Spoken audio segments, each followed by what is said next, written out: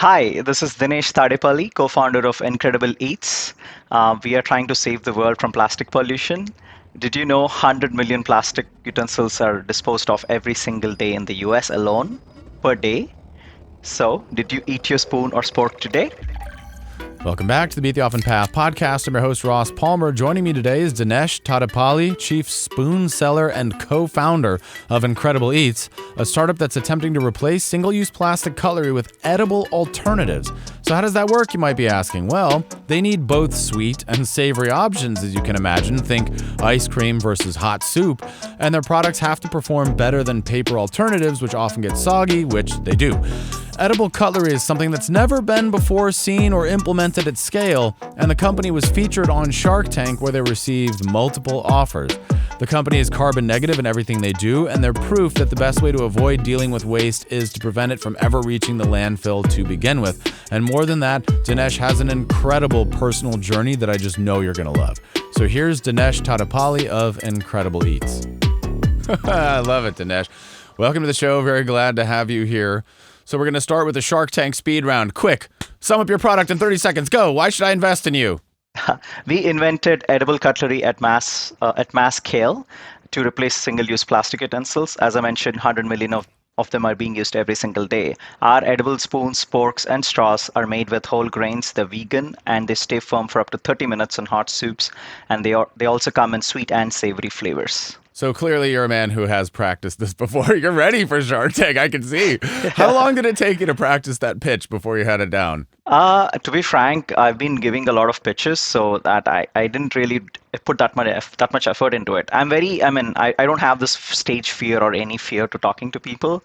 So that's why I don't care if I make a mistake or anything. It just comes out of me. You naturally know what to do. Well, that was perfect. Yes. I put you on the spot there. We didn't rehearse that, and you did an excellent job. I felt very good about that.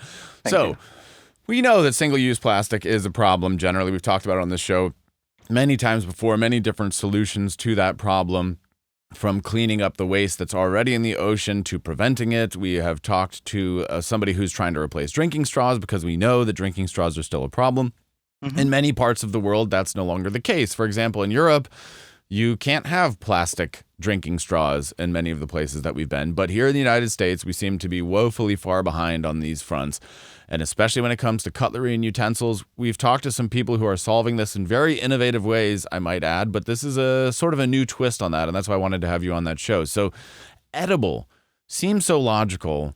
How did you end up on this concept? Yeah, actually, it happened at the least expected places. I was at an ice cream shop about 4 years ago with my kids, and we had an ice cream like for 10, 15 minutes, and then we were just throwing my kids and my spoons and cups into the bin. And I just peeped into it and I saw so many plastic spoons there. And I suddenly hit me a question. I'm an educated person. I'm aware of plastic pollution. But why didn't I think twice before using a spoon for 15 minutes when I know that it's going to stay in the planet for decades or centuries? So that is literally my starting point of this journey, basically asking why people are so used to the convenience of like at any place that they go. Why are they not implementing what they think in their minds? Because we all know, most of us know about it. But why aren't we acting on it? That's my question. And that's how it started. Yeah. Well, that's a really good point, because if you have kids, as I do, you've got these situations where most of the places that you visit do not have any kind of compostable or biodegradable cutlery. Mm-hmm. They have that plastic, and what's worse, they have the plastic knife that's wrapped in another layer of plastic. Yeah, and I hate that one worst of all. all. And sometimes, like there's a really nice garden nearby where I live, and my daughter will go and reach for that because she likes playing with the plastic. So she insists that we get a plastic knife and fork and then unwraps it and then likes playing with it. So each time she does that, it just breaks my heart a little bit. Because I think, oh, why? I wouldn't do it if it wasn't for you, but for her, it's like a toy at this point. But I'm with you. It's heartbreaking, and especially in those rare moments. I thankfully don't get fast food very often, but in those rare moments where I do, you eat, and then you've got a bag full of trash, and then some part of you just knows, oh, that cost me way more than $10. Agreed. And another thing I researched was the alternatives to single-use plastic. Even at places who are using compostable spoons or biodegradable spoons, a lot of people do not know the challenges of composting them correctly, because you have to sort them well. You have to have a dedicated bin, and people have to put it without mistake, without contaminating with anything else. The city has to pick it up. It has to go to a composting facility. Not every city has composting facilities, and even if we go to the composting facility, not everyone accepts cutlery because it's too small and they're afraid of contamination.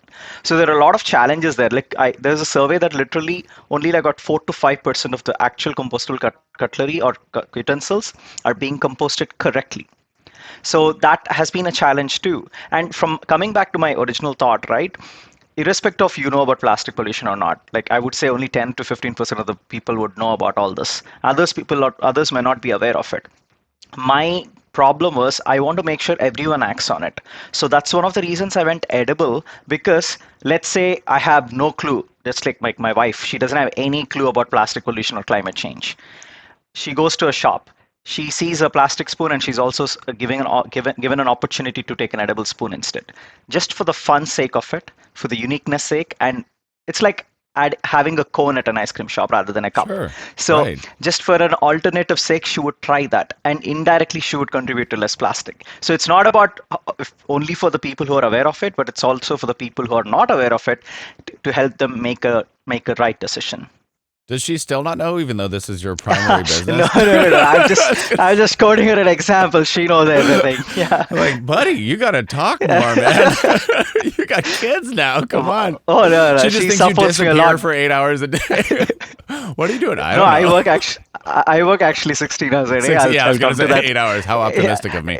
Yeah, Um, I'll come to that later. And I would really thank her because she supported me. She's one of the I was going to say, few wife you can expect that she let me sell my home for the business. right. So I She's she just a truly supports me. placeholder in this case, a placeholder for the Yes. casual consumer, right? But Yes. I'm completely with you, and you touched on a point, which is that obviously the number one thing that we can do, and people growing up in my generation in America, you're taught the 3 R's: reduce, reuse, recycle. But of course, people place so much emphasis on recycle. I think people place less emphasis on reuse and reduce.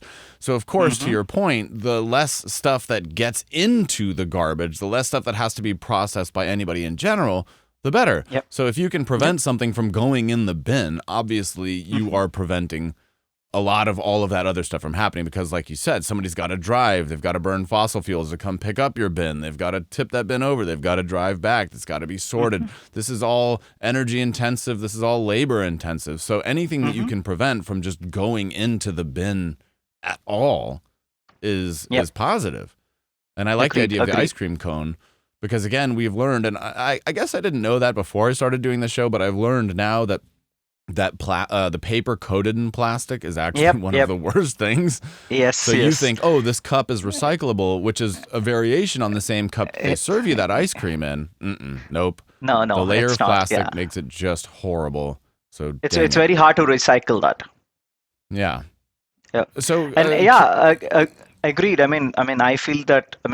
My point is through fun and uniqueness, we can bring awareness to the consumer, and even if they're not aware of it, they will make the right choice. But because let's see, right? Let's say we go to a theme park, and if they give an option for a regular plastic spoon or a straw versus an edible spoon or a straw, and ask you for pay for like 25-30 cents, I don't think many people would say why should I not, so why shouldn't I? So that actually helps the businesses also. One thing I realized again in the early stages of my research, there's a vicious cycle right now. Unfortunately, people would say, hey, companies do better for the environment, and companies will expect governments to do something about it, but governments will expect people to do. Everyone's pointing fingers at each other, and they we're just sure leaving are. everything behind. So I think I believe everyone has to play a role, and that's one of the reasons why we decided this product was even at a like a chain level. Let's say like Yogurtland or any big ice cream chain or yogurt chain, they're using 3 to 4 million spoons per month.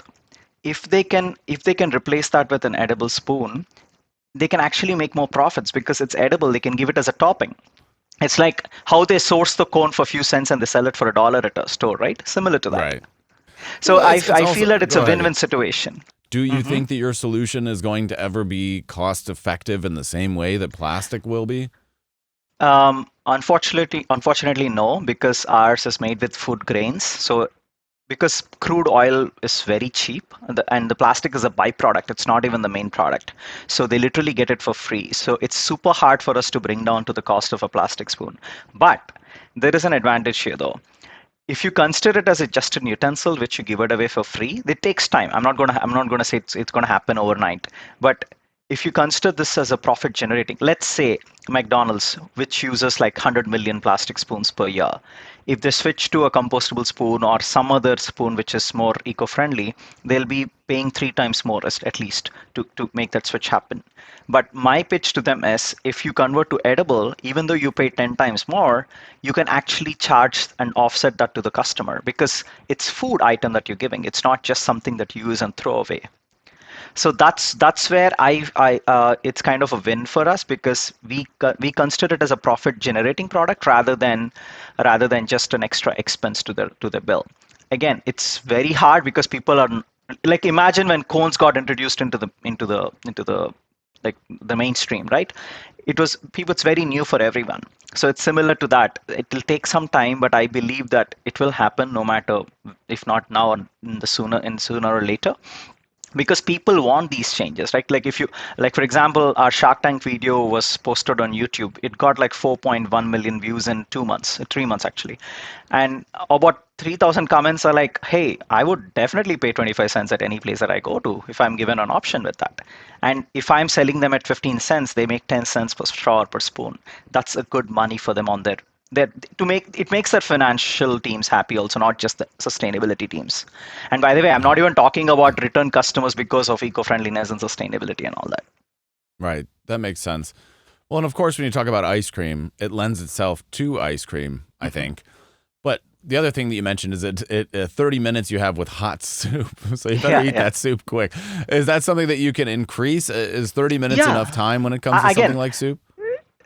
30 minutes is more like if you leave the spoon in the soup for like just like that, but you keep taking it out, right? You don't leave the spoon and wait for 30 minutes and then you consume it. It's very rare that you do that. And generally, if the soup gets colder by the time, like in 15 minutes or 20 minutes, it's not that it's going to stay very hot.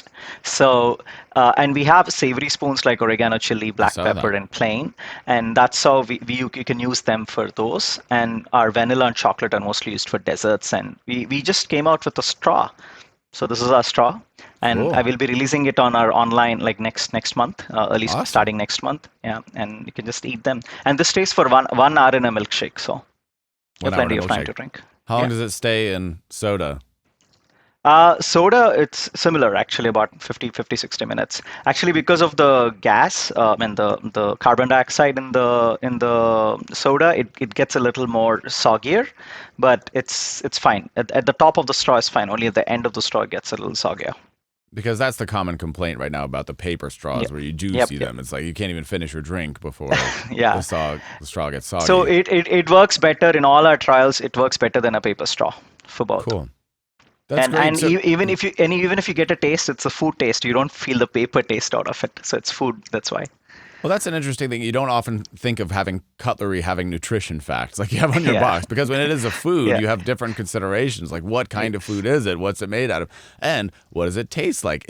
Does it start flavoring the soup? Does it start leaching off right away or does it No, no, take a not while? right away. Not right away. In 20 minutes by the time it leaves, you leave the spoon there. So one of the initial customers that we had were caterers. They were very, very strict on telling me that do not make it too flavorful, because they don't want the spoon or the spork to highlight the product that they have, because the product that they make, the serve, is what they need to sell. This is more like an add-on, like a topping that they expect it. So our flavors are very subtle. It doesn't change the food that you eat with, but if you bite it, yes, you feel the flavor. But if you don't bite it, you generally don't feel the flavor when you're licking So, it or when you're scooping it. what can I compare it to if I eat this spoon? A savory uh, spoon. What is the uh, experience like? it's like a crouton, like a spiced Mm. crouton. Um, or if you have ever eaten a pizza which gets really hard, it's something like that. I would say the oregano chili one. Mm. So it's more like a cracker, like a salty cracker, Mm. but not too much. It's very subtle though. You don't feel that much of flavor like how you feel for other crackers or anything. On our vanilla spoons, it feels like a fortune cookie. The hardness or the strength and That makes very sense. similar. It's less sweeter, not as sweet as a fortune cookie, but it's a little less sweeter. Is it hard to crunch or fairly easy? Yeah, it How is. hard I It got is. to bite It down? is quite crunchy. It is quite crunchy. Okay. Yeah, So but if it not is too like a crunchy though. crouton, not too crunchy. Okay. So it's like Yeah, if it's like a crouton, then maybe what I could do is if I have an after dinner salad, I can just break it apart and yeah, crumble it yeah, on top of my salad. And yeah, yeah. how did you begin the process? Because everybody has an idea. How did you actually turn your idea into a reality? Sure. By the way, I've been an engineer before this. I Okay. came to the USC for my master's in 2007, and after that, I've been living in the Bay Area, working my life through like for big corporate companies, semiconductor companies. And as I mentioned, back in 2018, I got this feeling. I mean, actually, I invested a couple of software startups and as an angel investor, been doing my part and all that stuff. And suddenly, this lightning moment came at an ice cream shop that we need to do something about it, and that actually I had the entrepreneurial itch. I prepared, I took some courses, I did whatever I could to learn myself as much as I can. And when I wanted to start, I completely switched my initial thought process of doing some software or hardware or app based startup to something that saves the world. That was my whole goal, because I thought everyone is doing like, to make money they're making a software app or something like I that, right? know. So That's I it. wanted to do something where I can help the world even if I don't make that much money. So that's how it started this, and it was not easy because I came from an engineering background and this is the food industry. This is like completely off the beaten path to quote your Yeah. show. Cha-ching! So Bing, bing, bing, bing. yeah, and I was like, okay, let me first figure out how to make this, where find the manufacturer, and then I'll come and think about the industry and how to pitch to the industry and all that stuff. So I went to India, Asia, and other places where they were doing other types of manufacturing. I found my co-founder and my partner who was also thinking of the same thing, and he was a mechanical engineer. I'm an electrical engineer. So his name is Kruval Patel, and he's my partner too. And we together figured out a way to make these edible cutlery possible. So he kind of figured out a machine first, which makes it a very, very small scale, like one spoon for every 1 hour or like every 2 hours. And then I helped him to change the process and helped him scale. And then we could make like 10 to 15 spoons per hour. That's what we were at. And I thought, okay, this is good enough. Let's take the product back to the US and pitch it to the people. Now, my biggest question is, how do I pitch to an industry which I'm completely new at? So I came across few trade shows. I heard that when I just Googled like where to meet all the food buyers and all that stuff, and I came across this concept called trade shows and where you go pitch the customers and all that. There was like Cater Source in New Orleans. This was like 1st of February when I was searching on Google, and they had a show on 14th of February. They were just 2 weeks. I just immediately called them and said, hey, can I come and pitch this product? Can I have a booth? They're like, okay, yeah, this is the cost of the booth we still have available. You can come and pitch it. You're going to take it. I'm like, I don't have that much money. Can you give me a discount? This Mm. is like a product which saves the planet and all. I did my pitch about, saving the planet. They're like, okay, they were very nice. They said, okay, we'll give you like half off. You can take it for Wow. half the price. I'm like, okay, let me pay for it. And I just immediately went to New Orleans. And the most funniest part is I went there with a suitcase and a bag, just with few spoons and paper printouts. I didn't know that I had to have a booth with like a lot of banners, all the fancy All stuff and right. everything. Yeah. I had no clue. That was my first trade show Thousands in of my life. dollars. Yeah. Yes, yes. So I had no clue, zero clue what needs to be there because it's my first one. I thought initially I'll visit, but I had an opportunity to go present it also, exhibit it there. So I didn't care. I thought it's fine. I went there. There were no tables, no chairs, nothing was there. I was like, what do I do? How do I show the product? Then I like, oh, you have to order it ahead. You can't do it now. I'm like, okay, I can't do anything. Like, I just went to Walmart, rented out took a table and couple of chairs, came back to the show, put the table, not and just put few spoons on the table and the flyers, and people caterers start coming, and it was like 2.5 day show, and my concept was just to understand how this thing works. I didn't even had an intention to sell anything there. I just wanted to go and understand how this industry works, meet people, ask questions, learn. And thankfully, one caterer from Canada, he came back the last day and he said, what is the best cost that you could give me? At that time, my product was like 40 cents because it was like, that was my rough estimation. We couldn't even make 100 per day. He came and told me that I'll place an order of 150,000 spoons right on this table right now. Whoa. Can you give me the best cost? Oh, That was my shoot. first order. What?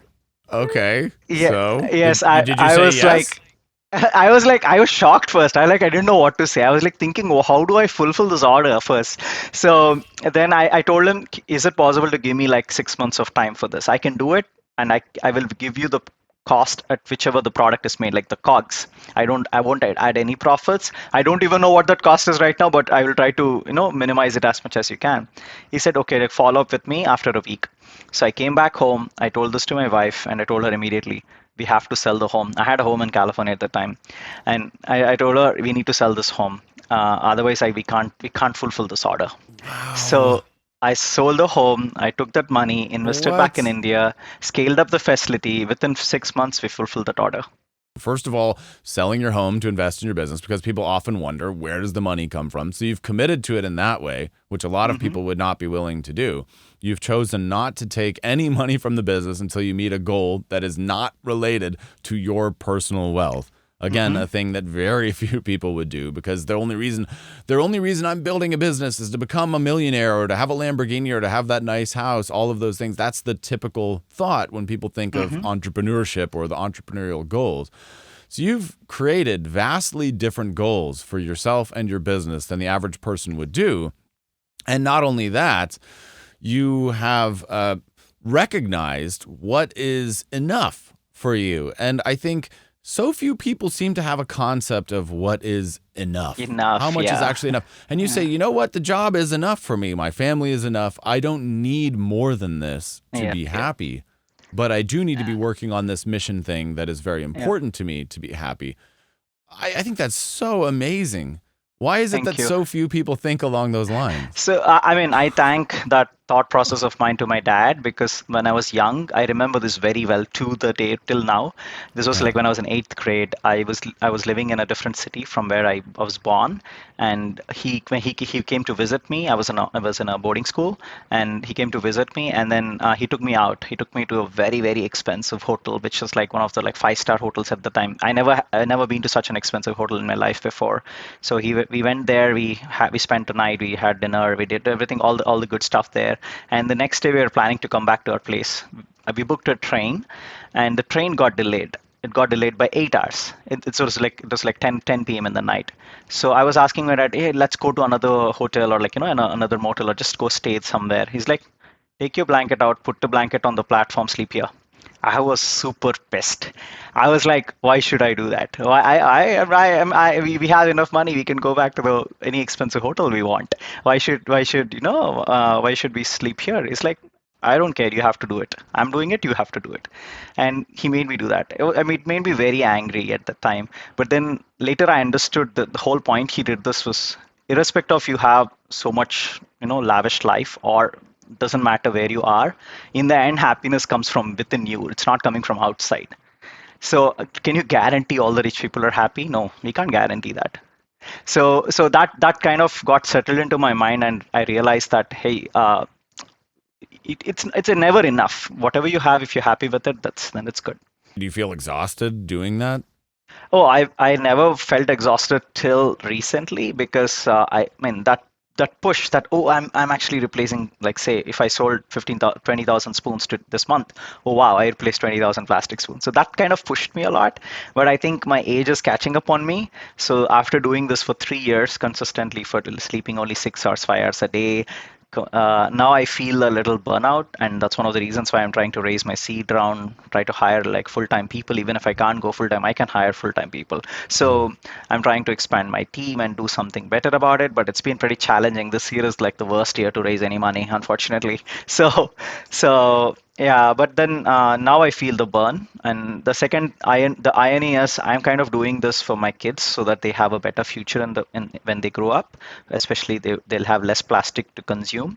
But I'm not spending enough time with them. That's my biggest complaint because I know I'm doing it for them, but I'm not spending time with them. So Mm. Do you work weekends too?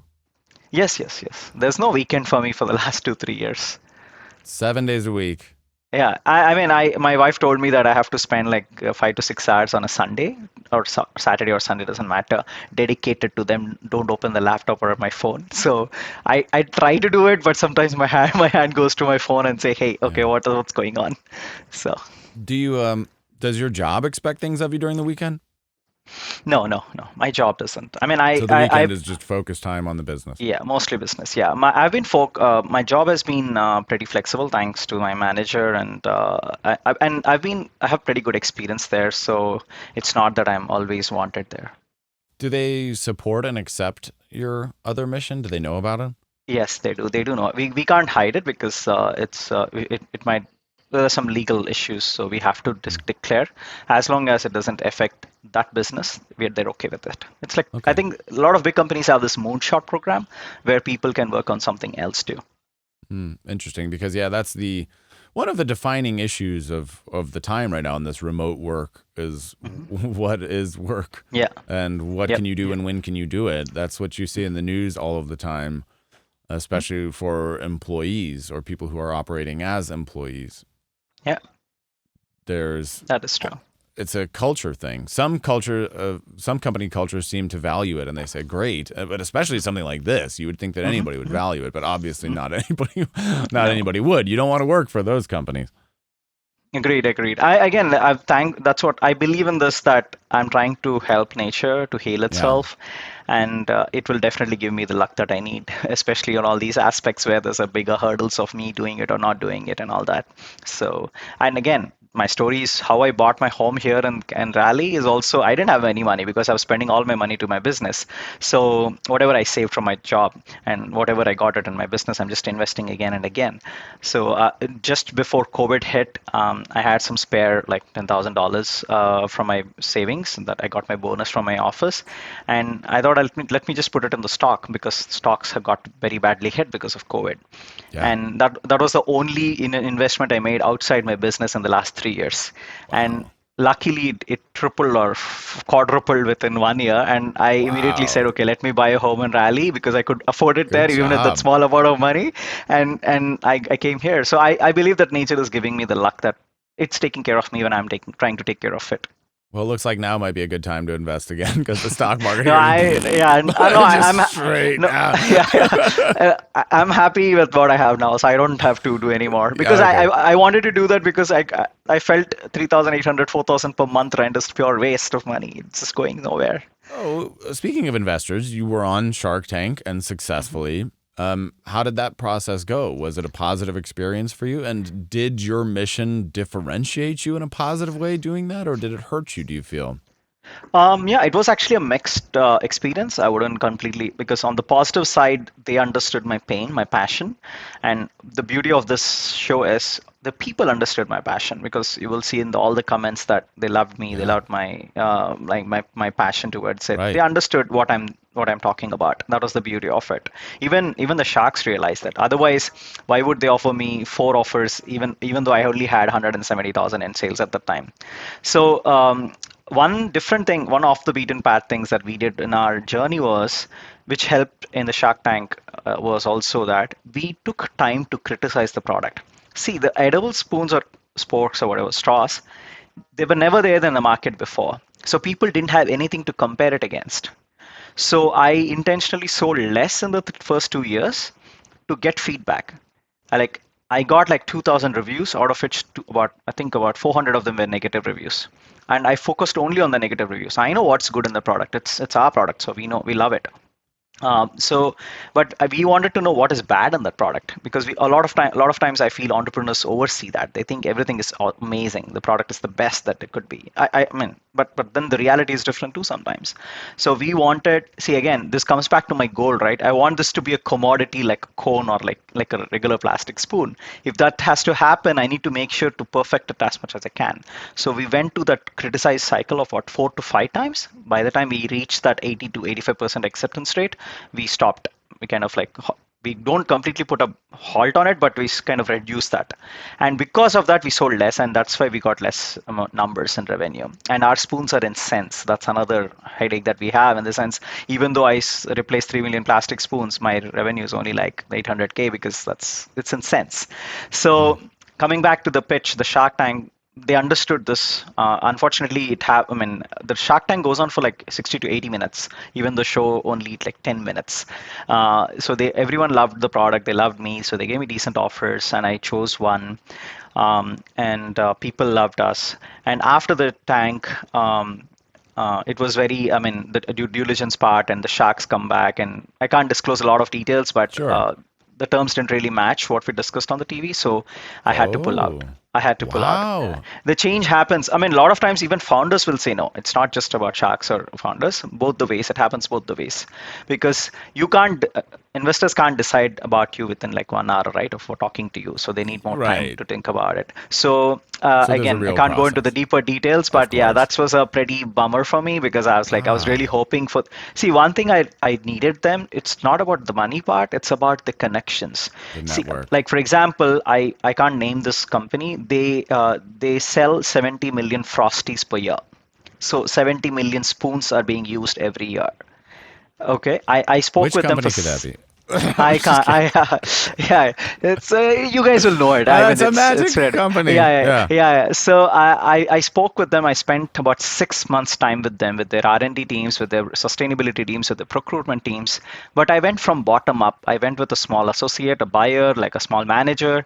There's so many hurdles we faced, and it didn't go through. They had some small issues that they didn't even let people decide whether this product works or not.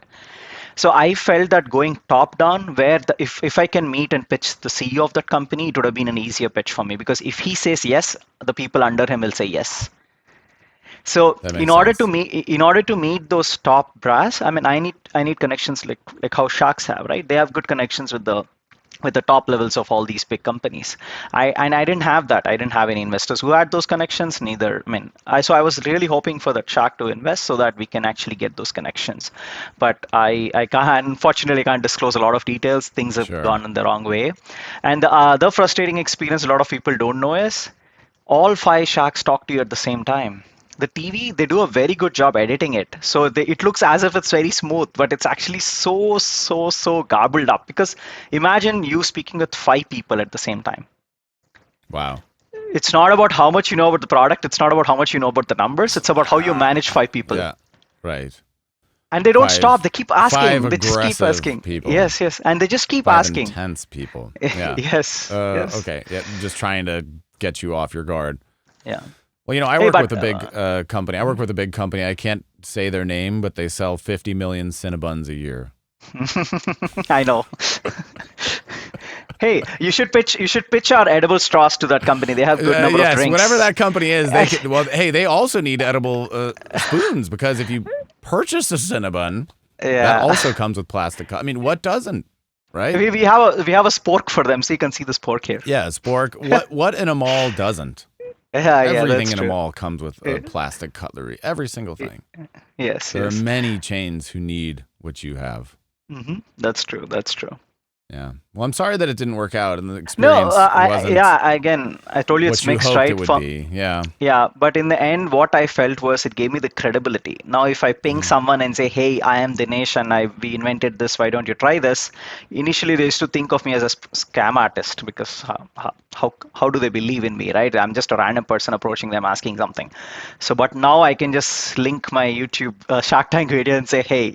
So the credibility has come now, because it's not someone trying to say something about some product. Do you feel somehow more fulfilled or more happy on a personal level having integrated this mission into your life? Absolutely. So imagine if I did not start this, I would be a regular normal person looking out for normal money, or helping with what we have. But now, like, let's say if I'm on my deathbed in few years, I'll be like, okay, forget about all the Shark Tank, all the viewership, forget about all that stuff. That's temporary. In the end, I would say, hey, okay, as a person, as a human being, I was able to contribute less, like about 3 or 5 million plastic spoons less. Comes with me whenever I go, because it's not just about how much money we make, how much the company has grown. It's just about how much impact I made, and that puts me up on the heels all the time, like on the feet. I want to. It gives me that immense, that unknown satisfaction. I can't really describe it, but that satisfaction is very internal. I like, okay, I'm happy with what I have. I mean, this is good. I've already done my part as much as I could. So, and I just want to end with one statement that our another off the beaten path that we took as a company. Since the beginning, all our products are carbon and plastic negative certified. I saw that. Yeah. Very cool. And you're even addressing things such as the tiny piece of tape that needs to be on a box, the Yes. glue that connects the box, all of Yes. these tiny little things, these details that Yes. people think Yes. don't matter. But again, when you multiply them times Yeah. millions and billions of sales, they do matter. Each little Yep. bit adds up. And I'd love to see people just chipping away at it, just reducing the amount of single-use plastic would be amazing. That's true. But thanks to Thank you. you, we actually have a shot at getting there. So Dinesh, it's been an absolute pleasure. Thank you for sharing your story. Super cool. You got a big fan over here.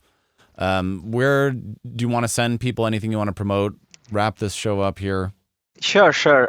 Before I promote, I want to make sure that only buy this product if you absolutely need it. If you're using the stainless steel cutlery at home, please continue using that. But if you have a party or event, or even if you're going to take out, or if you're just going outside for eating an ice cream shop, buy the spoons or forks or straws. Take it, put a few in your car. You can find them at incredibleeats.com or at Amazon, either way. And there are a few ice cream shops here and there where you can find these as an option too. So please support us, Fantastic. and really thank you for this opportunity, Ross. Appreciate it. Oh, thank you for sharing your valuable time. It's been a pleasure. And with that, the official podcast is over.